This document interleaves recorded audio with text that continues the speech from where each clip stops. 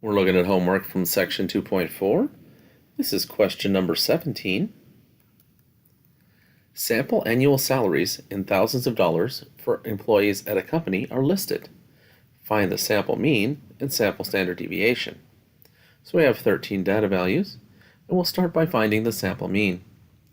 We'll use the formula x bar equals the sum of x divided by lowercase n.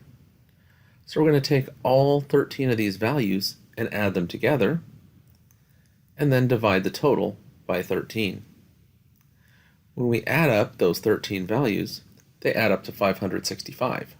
We divide that by 13, which gives us 43.46153.846, and so on. But we're asked to round to one decimal, so we get 43.5. So that's our sample mean. We also need to find the sample standard deviation. To find the sample standard deviation, we're going to build a table. So I've put my 13 data values in the table, and I've added a column for x minus x bar and x minus x bar squared.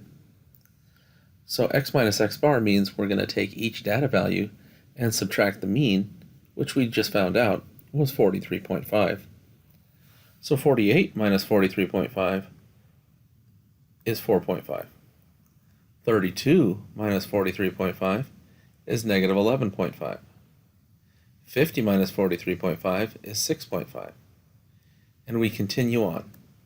3.5, negative 1.5, negative 1.5, 4.5, negative 11.5, 6.5, negative 15.5, 3.5, 4.5, and 9.5. So once we have all 13 of those subtractions done, we're going to take each of those answers and square it. So 4.5 squared is 20.25. Negative 11.5 squared is 132.25. 6.5 squared is 42.25. And we continue squaring all the way down. So we get 12.25, 2.25, 2.25, 20.25, 132.25, 42.25, 240.25, 12.25, 20.25, and finally 90.25. Once we have those square values, we turn to our formula for the standard deviation of a sample. S equals the square root of the sum of the x minus x bar squareds divided by n minus 1. So the numerator of that fraction requires us to add up the last column in this table that we built. So if we add up that last column, we get 769.25. So we're going to insert that as our numerator. Lowercase n minus 1, well, lowercase n is the size of the sample. So there were 13 entries here, so lowercase n minus 1 is 12. So we do the square root of 769.25 over 12, which gives me 8.0065077769, and so on. And we're asked to round off to one decimal, so S is 8.0. So that's part A for this problem. The mean was 43.5, and the standard deviation was 8.0. Then we're asked to answer a few other questions. Part B. Each employee in the sample is given a $5,000 raise. Find the sample mean and the sample standard deviation for the revised data set. So, if we're adding $5,000 to each employee's salary, since these salaries are written in thousands, we're just going to add 5. So if you add 5 to each of these data values, the mean is going to increase by 5.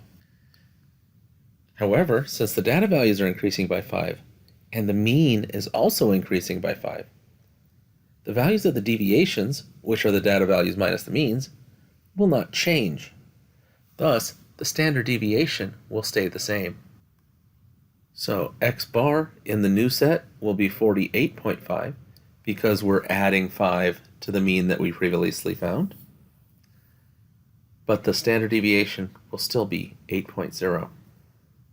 In part C, we're asked, each employee in the sample takes a pay cut of $2,000 from their original salary. Find the sample mean and the sample standard deviation for the revised data set. So here it's just like part B, but now we're taking each of the original data values and subtracting 2, which is $2,000 from each of those data values. So that means that the mean of the set will decrease by 2. But since we're decreasing the data values by 2, and we're also decreasing the mean by 2, the values of the deviations, which are the data values minus the mean, will not change. So the standard deviation is going to stay the same. So in this case, our sample mean is going to be 41.5, but the standard deviation is still 8.0. Part D, what can you conclude from the results of A, B, and C? The correct answer here is choice A. When a constant k is added or subtracted from each entry, the new sample mean is going to be the original sample mean x bar plus k or x bar minus k respectively, and the sample standard deviation remains unaffected because that's what we saw from parts B and C. And that's your answer.